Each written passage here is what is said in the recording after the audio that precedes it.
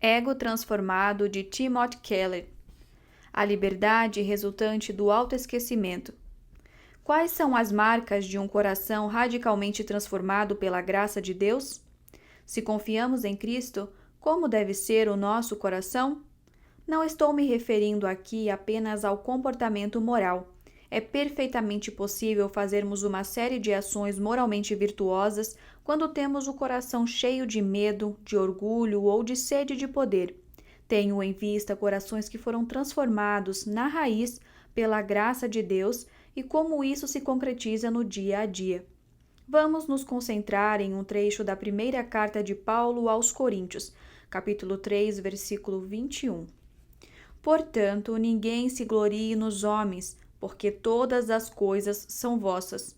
Seja Paulo, seja Apolo, seja Cefas, seja o mundo, a vida, a morte, as coisas presentes, as futuras. Todas as coisas são vossas, e vós sois de Cristo, e Cristo de Deus. Assim, os homens devem nos considerar servos de Cristo, encarregados dos mistérios de Deus. Além disso, o que se requer de pessoas assim encarregadas é que sejam encontradas fiéis. No entanto, pouco me importa se sou julgado por vós ou por aquele tribunal humano. De fato, nem eu julgo a mim mesmo, pois, embora eu esteja consciente de que não há nada contra mim, nem por isso me justifico, pois quem me julga é o Senhor. Portanto, nada julgueis antes do tempo, até que venha o Senhor, o qual não só trará à luz as coisas ocultas das trevas, mas também manifestará os motivos dos corações.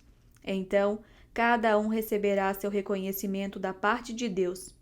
Irmãos, apliquei essas coisas a mim e a Apolo, por causa de vós, para que aprendais por nosso intermédio a não ir além do que está escrito, de modo que nenhum de vós se encha de orgulho em favor de um contra o outro. Pois, quem te fez diferente dos demais? E o que tens que não tenhais recebido? E se o recebeste, por que te orgulhas como se não o tivesse recebido? Havia divisão em toda a igreja de Corinto, a qual fora fundada por Paulo. Mas, como percebemos nas referências a Apolo e a Cefas, outros evangelistas estiveram mais tarde na cidade. Consequentemente, diferentes pessoas desenvolveram vínculos com diferentes ministros de projeção. Assim, um membro da igreja havia sido guiado e discipulado por Paulo, outro havia sido discipulado e nomeado como líder por Apolo, também um grande mestre, e assim por diante. Em vez de os coríntios se alegrarem por se relacionar com Paulo ou com Apolo, agora se valem desses relacionamentos como trampolim para um jogo de poder. Surgiram facções, e essas divisões fragmentaram a igreja. Um reivindica o direito de ser líder porque foi discipulado por Paulo, o apóstolo por excelência. Outro, por ser amigo íntimo de outro mestre importante, e assim por diante. Nessa passagem, Paulo mostra que a causa da divisão é o orgulho e a vanglória. Esse é o motivo dos desentendimentos, da falta de paz no mundo e das inimizades entre as pessoas. Observe, o versículo 21 já começa advertindo: ninguém se glorie, e o texto de 4 e 7 traz a pergunta: por que te orgulhas? Observe também o versículo 6, especialmente na advertência para que ninguém se encha de orgulho em favor de um contra o outro. Nada de orgulho, nada de vanglória, diz Paulo. Desse modo, a qualidade que buscamos é a humildade. Isso nos leva a um tema bastante interessante, o da autoestima.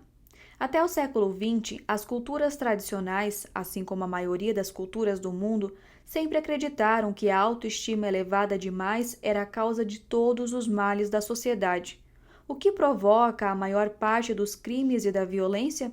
Por que as pessoas são maltratadas? Por que são cruéis? Por que cometem os erros que cometem? A resposta tradicional diria que a culpa era do hubris, palavra de origem grega que significa soberba ou autoestima elevada demais. Tradicionalmente, era assim que se explicava o mau comportamento das pessoas. No entanto, na sociedade ocidental de hoje, desenvolvemos um consenso cultural totalmente oposto. A base da educação contemporânea a maneira de tratarmos os encarcerados, o fundamento da maior parte da legislação moderna e o ponto de partida do aconselhamento de hoje são exatamente o oposto do consenso tradicional.